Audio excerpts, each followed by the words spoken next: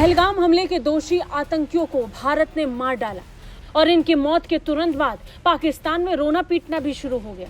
पाकिस्तान तक जैसे इन तीनों आतंकियों की मौत की खबर पहुंची, वैसे ही पाकिस्तान ने इस पर प्रतिक्रिया दी। पाकिस्तान के लिए ये आतंकी निर्दोष और मासूम थे।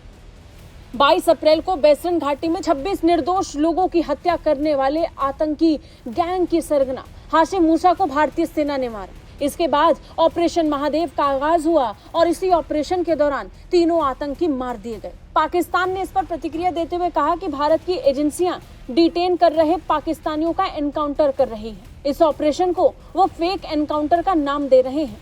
पाकिस्तान की सरकारी एजेंसी इन आतंकियों को निर्दोष और मासूम पाकिस्तानी बता रही है। पाकिस्तानी अखबार डॉन में छपी एक रिपोर्ट में पाकिस्तानी सूत्रों का हवाला दिया गया और इसके हवाले से कहा गया कि भारत की एजेंसियां कैसे डिटेन कर रहे पाकिस्तानियों का एनकाउंटर कर रही है। और तो और पाकिस्तान ने भारत के ऑपरेशन महादेव के नाम को ही फेक एनकाउंटर बता दिया। अखबार ने लिखा कि भारत की एजेंसियां कथित रूप से निर्दोष पाकिस्तानियों को, जिन्हें इंडिया ने जबरन डिटेन कर रखा है, उसे स्टेज्ड एनकाउंटर में यूज करने की तैयारी कर रही है। उन्हें सीमा पार आतंकी बता रही है। हंसी की बात यह है कि अखबार ने ये नहीं बताया कि एक पाकिस्तानी नागरिक कश्मीर के जंगलों में सैटेलाइट फोन और हथियार के जखीरे के साथ कर क्या रहा था।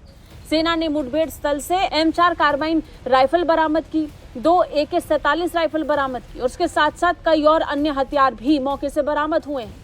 गृह मंत्री अमित शाह ने भी लोकसभा में संबोधित करते हुए बताया कि इनके पास से इनके वोटर ID कार्ड और इनके वोटर ID नंबर भी बरामद हुए। वहीं पाकिस्तानी सेना के प्रवक्ता लेफ्टिनेंट जनरल अहमद चौधरी शरीफ ने दावा किया कि 723 पाकिस्तानी नागरिक भारत की जेलों में बंद हैं। उन्हीं में से इन 3 पाकिस्तानी नागरिकों को आतंकी बताकर भारत ने ये फेक एनकाउंटर किया है। कुल मिलाकर पाकिस्तान से इस झूठ की अपेक्षा पहले से थी।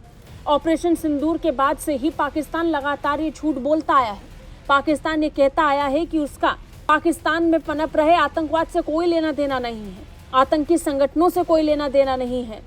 वो तो मसूद अजहर और हाफिज सईद की लोकेशन को लेकर के भी भारत से उम्मीद लगाकर बैठा है और इन सब के बीच में आतंकवाद के मामले पर पाकिस्तान चुप करके बैठा है। वहीं आतंकी मूसा को लेकर सबसे बड़ी बात यह है कि इसे लेकर सबसे बड़ी जानकारी हाथ लगी कि ये पाकिस्तानी सेना में पूर्व SSG कमांडो था, जिसे आतंकी बनाकर भारत में घुसपैठ कर भेजा गया। पिछले साल ऐसी कई रिपोर्ट सामने आई जिसमें पाकिस्तानी SSG कमांडो का जिक्र आया। खबरें तो ये भी थी कि पाकिस्तान से भारी संख्या में पाकिस्तानी सेना के पूर्व SSG कमांडो भारत में आतंकी बनकर घुस आए हैं, जो आतंकी साजिश को अंजाम देने की कोशिशों में है, जिसमें एक नाम आतंकी मूसा का भी था, जिसे अब सेना ने मार दिया है। ब्यूरो रिपोर्ट, भारत तक।